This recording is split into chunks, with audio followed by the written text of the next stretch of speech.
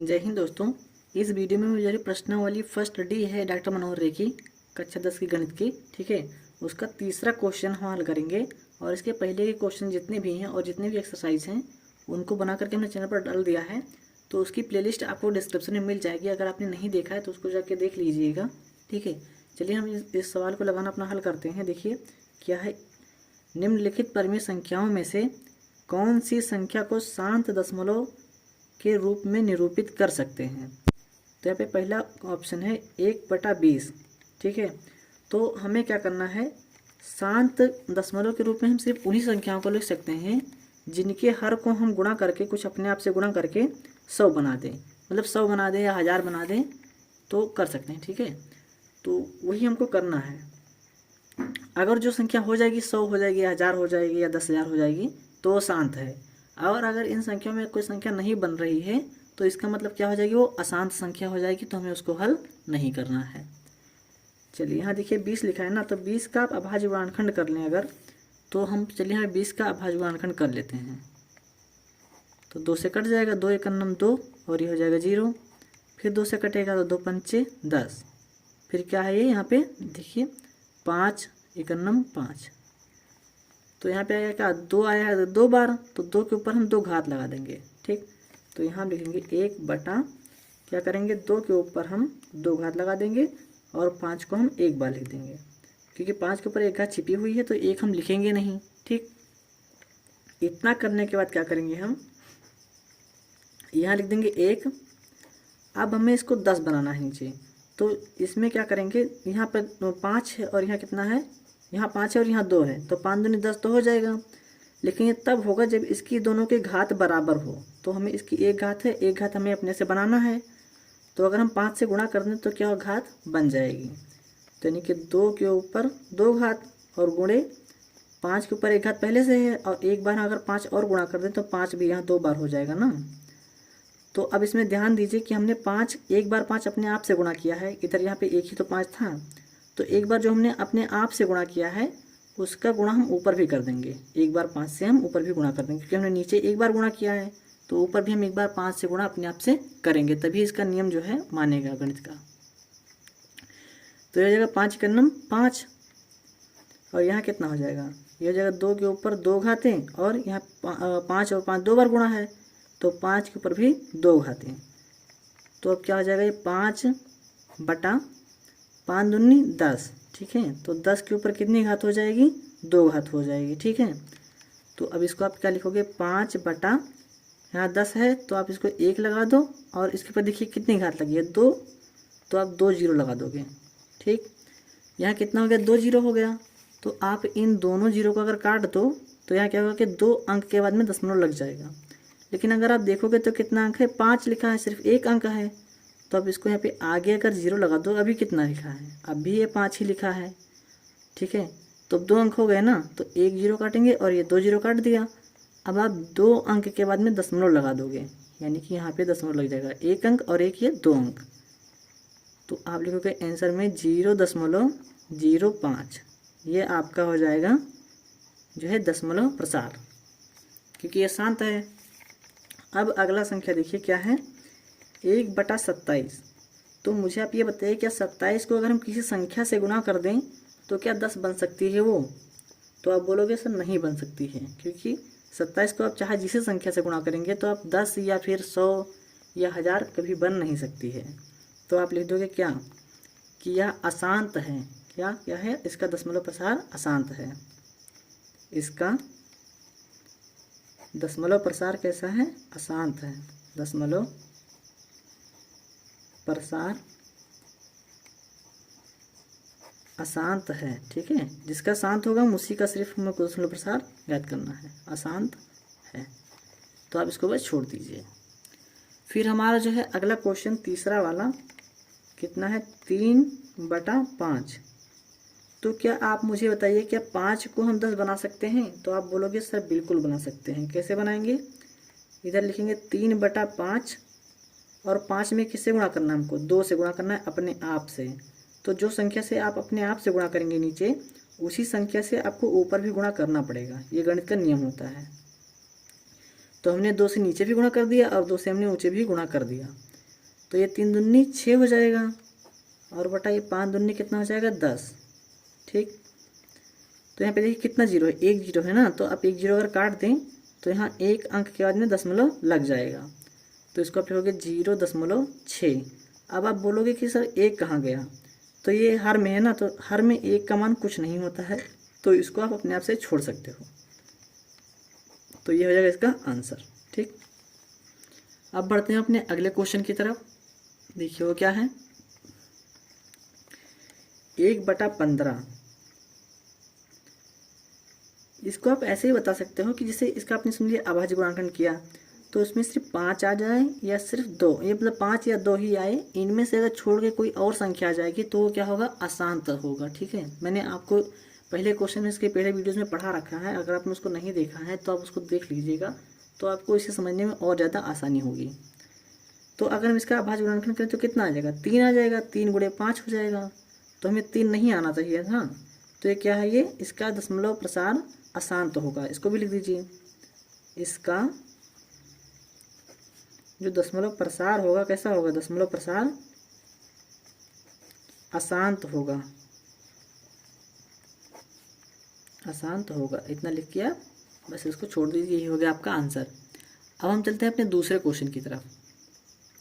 चलिए, इसका चौथा क्वेश्चन है, √3 माइनस √5 और √5 प्लस √3 के गुणनफल की प्रकृति ज्ञात कीजिए।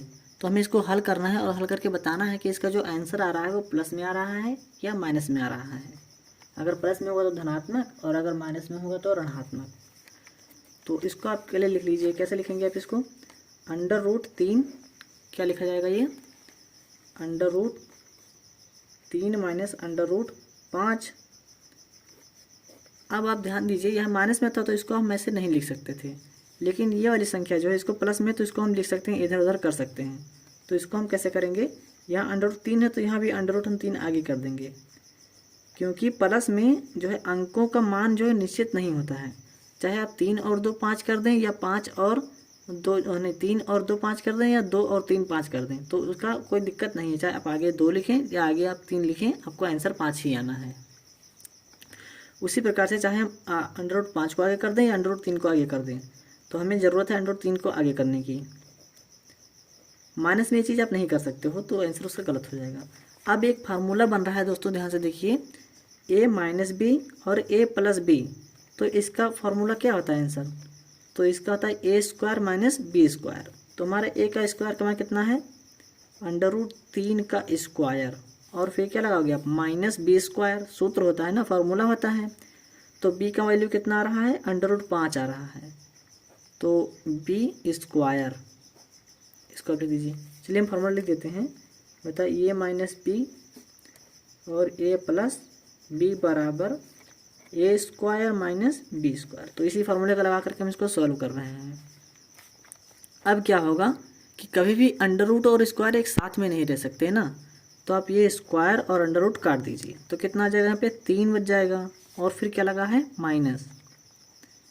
ठीक, फिर क्या है, यहाँ पे ये स्क्वायर और अंडर कभी साथ में नहीं रहेगा ना, तो ये स्क्वायर कट जाएगा और ये अंडर कट जाएगा, तो कितना बचेगा, 5। अब आप बोलोगे क्या करना है सर, तो देखिए 5 में से हमारा 3 जाएगा तो कितना बचेगा, -2। क्या बचेगा, -2। तो देखिए 2 क्या लगा है, माइनस लगा है, तो अगर माइनस आएगा तो क्या लिखोगे, आप लिखोगे सर ऋणात्मक है, ये कैसा है, अब इसको लिख दोगे ऋणात्मक, ये इसने बोला था, तो इससे आपका हो जाएगा ये आंसर। बस इसकी प्रकृति बताना था कि धनात्मक है या ऋणात्मक, तो क्या आ रहा है, ये ऋणात्मक आ रहा है। अब हम बढ़ते हैं अपने 5वें क्वेश्चन की तरफ। चलिए देखिए, यहाँ पे 5वां क्वेश्चन है, 2 √45 और प्लस 3 √20 बटा 3 √5 का सरलीकरण कीजिए तथा बताइए कि प्राप्त हुई संख्या परिमेय संख्या है या अपरिमेय संख्या है। तो चलिए इसको हम पहले हल करते हैं, लिख लेंगे इसको, पहले लिखेंगे 3 √45 और प्लस 3 √20 और बटे में क्या लिख देंगे, 3 √5।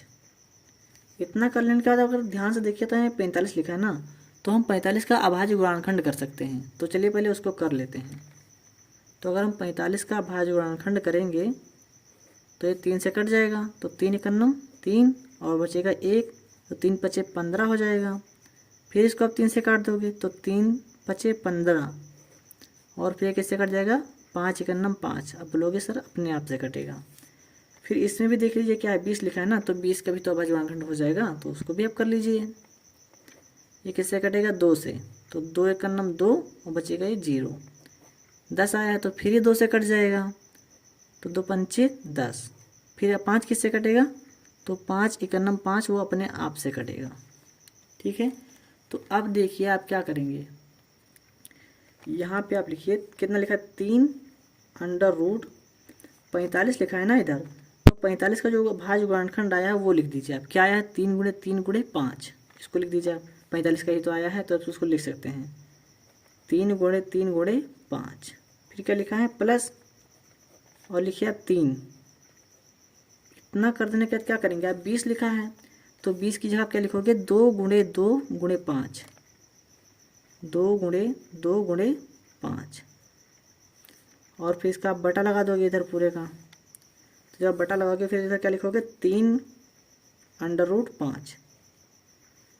इतना लिख देने के बाद हमें क्या करना है, देखिए अंडर रूट का क्या नियम होता है कि जो जो अंडर रूट के अंदर 2 बार मिलेगा उसको हम बाहर कर लेंगे। जैसे देखिए ये 3 और ये 3 मिल रहा है तो इसको आप अंडर रूट के बाहर कर लीजिए। तो अब जब इसको बाहर करेंगे देखिए यहाँ पे पहले से 3 है तो ये 3 और ये 3 का गुणा हो जाएगा, तो 3 त्रिक का ही हो जाएगा 9। तो आप लिखोगे इसको 9 अंडर रूट 5 और फिर क्या लिखोगे आप प्लस लगा दोगे आप। फिर यहाँ पे देखिए अंडर रूट में 2 क्या ये 2 और ये 2 जोड़ा बन रहा है ना, तो जिसका जोड़ा बनेगा वही बाहर आएगा सिर्फ। तो अगर इसको बाहर लेके आओगे 2 को एक बार तो क्या 3 दूनी 6 हो जाएगा, ये हो जाएगा 6 अंडर रूट और अंदर में क्या हो जाएगा 5। फिर इतना करने के बाद क्या बचेगा इधर अपने 3 अंडर रूट 5 ये आ जाएगा। ठीक, अब देखिए क्या करना है हमको, यहाँ देखिए अंडर रूट 5 यहाँ है, अंडर रूट 5 यहाँ है, लेकिन यहाँ पे कितना है 9 और यहाँ है 6, तो 9 6 कितना हो जाएगा 15। 15 अंडर रूट 5 को हम एक बार लिख देंगे और बटा कितना है 3 अंडर रूट 5। इतना कर दे तो अंडर रूट से अंडर रूट 5 अंडर रूट 5 क्या हो जाएगा कैंसिल हो जाएगा और ये 3 एकन्नम 3 और 3 पचे 15, तो यहाँ कितना आ जाएगा 5। तो आप 5 अगर देखो तो कैसी संख्या है, ये एक परमेय संख्या है। कैसी संख्या है ये, तो ये परमेय संख्या, तो इसको लिख दीजिए परमेय संख्या। इसका हमने हल करके जो परमेय संख्या बता दिया, हमको यही बताना था, ये हो जाएगा आपका आंसर, कर दीजिए बस। फिर हम बढ़ते हैं अपने अगले क्वेश्चन की तरफ। चलिए हमारा 6वां क्वेश्चन है, बताइए कि अंडर रूट 1027 बटा 147 परमेय संख्या है या अपरमेय संख्या है। यहाँ पे सॉरी यहाँ पे 1029 है, ये गलत हो गया है, यहाँ पे रहेगा 1029। ठीक, ये परमेय संख्या या अपरमेय संख्या। तो पहले हम इसको हल करेंगे, तो जब इसको हल करोगे तो कैसे हो जाएगा, अंडर रूट 1047 लिखा है ना, नहीं 1029 लिखा है, तो इसका पहले अभाज्य गुणनखंड कर लीजिए। तो यहाँ आप 1029 का अभाज्य गुणनखंड कर लीजिए, तो कैसे होगा, ये कटेगा हमारा 7 से कट जाएगा, तो 7 एकन्नम 7, तो 10 में से 7 जाएगा बचेगा 3, ये हो गया 32, तो 7 चौक 28 और बचेगा कितना, ये 32 में से 28 जाएगा बचेगा 4, तो 7 सत्ते 49 हो जाएगा। अब 147 जो ये तो किसी से कटेगा नहीं, तो 147 एकन्नम 147 हो जाएगा, ये अपने आप से कट जाएगा। ठीक है, 147 हो जाएगा। तो यहाँ पे कितना आएगा, जो 1029 है उसको आप लिख दीजिए 7 गुणे, कैसे लिखोगे आप इसको आप लिखोगे 7 गुणे 147 और बटे में कितना है, बटे में है 147, तो उसको भी आप लिख दीजिए 147। ठीक है, तो इतना करने का क्या करना है आपको, देखिए ऊपर नीचे 147 मिल रहा है तो उसको काट दीजिए आप, यानी 147 कट जाएगा और ये 147 ऊपर कट जाएगा, 147 एकन्नम 147 और 147 एकन्नम 147, तो कितना बचेगा, ये बचेगा अंडर रूट में कितना बचेगा 7 बचेगा। तो जो अंडर रूट 7 आया है ये कैसी संख्या है, यह एक अपरिमेय संख्या है, तो उसको लिख दीजिए आप अपरिमेय संख्या लिख दीजिए, बस इसी हो जाएगा आपका इसका आंसर। अब हम बढ़ते हैं अपने अगले क्वेश्चन की तरफ।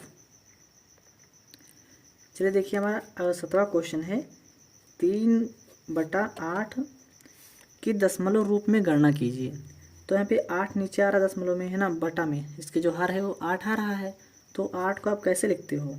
आप बोलोगे सर लिखेंगे 3/2 गुणे 2 ऐसे ही तो लिखोगे आप, है ना।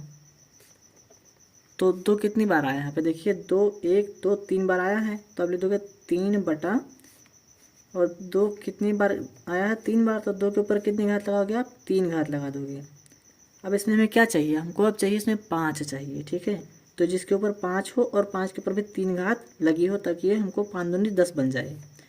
तो उसके लिए आप इसमें क्या करोगे, 3 और 2 की घात 3 और अपने आप से आप गुणा कर दोगे 5, है ना। 5 के ऊपर 3 घात कर दोगे, अपने आप से इसको आपने किया है। तो अब गणित में क्या नियम है कि अगर आप अपने आप से नीचे गुणा कर रहे हैं 5 की घात 3 से, तो आपको ऊपर भी गुणा करना पड़ेगा 5 की घात 3 से, तब ये गणित का नियम आपको बोलेगा कि सही आपने सवाल लगा रहे हैं। तो यहाँ क्या हो जाएगा, 3 गुणे और 5 को अगर हम 3 बार गुणा करें तो कितना मान हो जाएगा इसका, देखिए यहाँ पे 5 गुणे 5 गुणे 5, तो 5 25 और 25 पंचे 125, 125 और बटा कितना हो जाएगा, 5 दूनी 10 हो जाएगा ये। तो 10 के ऊपर कितनी घात लगेगी, इन दोनों की घात को एक बार लिख देंगे यानी कि 3 लिख देंगे, ठीक है। तो अब ये 125 का अगर हम गुणा करें 3 के साथ में तो हमको मिल जाएगा 375, ठीक, कितना मिल जाएगा 375 और बटे में कितना आ जाएगा ये, यहाँ पे दीजिए आप 1 और 1 के बाद देखिए ऊपर कितनी घात लगी है, 3 घात लगी है। तो आप इसका 3 जीरो लगा दीजिए यानी कि 1 2 3 जीरो अपने लगा दिया। अब जब आप इन 3 जीरो को काटेंगे तो क्या होगा कि 3 अंक के बाद में दशमलव लग जाएगा, यानी कि 1 2 और 3 अंक के बाद में क्या हो जाएगा, दशमलव लग जाएगा, यानी 1 2 3 यहाँ पे लग जाएगा दशमलव। तो इसका आंसर आपको आएगा 0.375 ये आपको इसका आंसर मिल जाएगा। अब हम बढ़ते हैं अपने अगले क्वेश्चन की तरफ। चलिए देखिए जो 8वां क्वेश्चन है, दशमलव के कितने स्थानों के बाद 6/1250 का दशमलव प्रसार शांत होगा। तो हम यहाँ संख्या लिख लेंगे पहले 6/1250। तो हमें क्या करना है, इसका हर का जो अभाज्य गुणनखंड कर लेना है। तो आप यहाँ पे आप कर लीजिए पहले, ठीक। तो जब हम अभाज्य गुणनखंड करेंगे किसका, 1250 का, तो ये 2 से कट जाएगा, 2 छक 12 और 2 दूनी 4 और 2 पंचे 10, ठीक है। तो अब ये 2 से कटेगा नहीं तो इसको कटेंगे हम 5 से, 5 का नाम 5, 5 दूनी 10 और 5 हम 25, फिर इसको आप 5 से काट देंगे तो 5 दूनी 10 और 5 हम 25, फिर ये 5 से कट जाएगा 5 हम 25, फिर 5 से कट जाएगा 5 का नाम 5। तो आप 1250 को कैसे लिखोगे, इसका प्रूफ थोड़ा चेंज करके लिखोगे, बदल के लिखोगे। कैसे, 6 बटा, ठीक, यहाँ देखिए 2 कितनी बार है, 2 एक बार है, तो आप इसको आप सिर्फ 2 एक बार लिख लीजिए या 2 बाद में लिख लेंगे, ठीक है। पहले इसको लिख लेते हैं। 5 कितनी बार है, 5 आप बोलोगे सर 4 बार है, तो हम 5 के ऊपर कितनी घात लगा देंगे, 4 घात लगा देंगे और फिर लिख देंगे 2 को। तो 2 कितनी बार है, आप बोलोगे सर 1 बार 2 है, तो जो अगर 2 एक बार है और 2 के ऊपर कितनी घात लगी है, कुछ नहीं दिख रही है, तो यहाँ पे 1 घात छिपी होती है। यहाँ कितनी घात है, 4, 5 के ऊपर 4 घात है और 2 के ऊपर 1 घात। तो हमको क्या चाहिए कि 2 और 5 के ऊपर बराबर घात होनी चाहिए, यानी कि यहाँ 1 घात तो है लेकिन हम 3 घात अभी और नहीं है 4 होने के लिए। तो हम क्या करेंगे, 6 बटा कर देंगे 5 के ऊपर 4 घात और 2 के ऊपर कितनी घात कम है, 3 घात कम है ना, तो 2 के ऊपर 3 घात से हम अपने आप से गुणा कर देंगे। तो जब 2 के ऊपर 3 घात अपने आप से गुणा कर रहे हो तो ऊपर भी करना पड़ेगा 2 के ऊपर 3 घात। तो यहाँ 2 के ऊपर 3 घात का मतलब क्या हो जाएगा कि 2 को हमने 3 बार गुणा किया है। जैसे उदाहरण के लिए देख लो, 6 गुणे कितनी बार है, देखिए 6 के 2 के ऊपर 3 घात लगी है, तो ये क्या हो जाएगा, ये हो जाएगा 2 गुणे 2 गुणे 2, यानी कि 2 के ऊपर 3 घात है तो हमने 2 को 3 बार गुणा किया है। यहाँ जगह 5 के घात 4 और यहाँ 3 घात यहाँ ये वाली और 1 घात ये वाली, तो कितने हो जाएगी, 2 के ऊपर 4 घात। अब देखिए क्या घात बराबर हो गई है, तो अब बोलोगे जी सर घात बराबर हो गई है। इसका गुणा कर लीजिए, तो 6 दूनी 12, 5 दूना 24 और 24 दूना 48। तो कितना हो गया ये 48 बटा 5 दूनी 10 हो जाएगा ये और ये गुणा करेगा तो 5 दूनी 10, और इनकी जो दोनों की घात है उसके हमें सिर्फ एक बार लिखना है। ठीक, इतना कर देने के बाद क्या करोगे आप, लिखोगे 48, यहाँ लिखोगे 48 बटा, फिर लिखोगे 1, और यहाँ पे कितना जीरो है, तो 4 घात है, तो आप यहाँ पे 4 बार जीरो लगा दोगे। 1 2 3 4 बार आपने यहाँ पे जीरो लगा दिया। अब मुझे ये बताइए, अगर हम 4 जीरो को काट दें तो ऊपर क्या होगा कि 4 स्थान के बाद में दशमलव लग जाएगा, लेकिन ऊपर देखिए यहाँ पे 2 ही अंक हैं, हमको 4 अंक के बाद दशमलव लगाना है। तो आप आगे जितना चाहे उतना जीरो लगा दें। अभी क्या था लिखा है, अभी 48 तो लिखा है ये, अगर आप आगे जीरो लगाओगे तो उस संख्या का कोई मान बदलता नहीं है। तो ये कितना हो जाएगा, जो है 1 2 3 4 अंक अपने 4 जीरो काटे हैं ना, तो आप 4 अंकों के बाद में दशमलव लगा देंगे। तो आप लगाएंगे 0.0048। देखिए 1 2 3 4 अंकों के बाद हमने दशमलव लगा दिया, तो यही हो जाएगा आपका आंसर। और इस एक्सरसाइज के बाकी जो जितने भी क्वेश्चंस हैं उनको हम अब सॉल्व करेंगे अगले क्वेश्चंस, मतलब अगले वीडियोज़ में। तब तक के लिए आप हमारे चैनल को सब्सक्राइब कर लीजिए और वीडियोज़ को लाइक कर दीजिए, अपने सभी दोस्तों के साथ शेयर कीजिए, इससे उनको गणित समझने में आसानी होगी। और उनका पूरा गणित का कोर्स जो है वो अपलोड होने वाला है हमारे चैनल पर, तो उनको शेयर करके भी बता दीजिएगा कि जो है सर ऐसे ऐसे पढ़ाते हैं, इतना समझाते हैं। ठीक है, इतना आपको तो करना ही पड़ेगा ना मेरे लिए।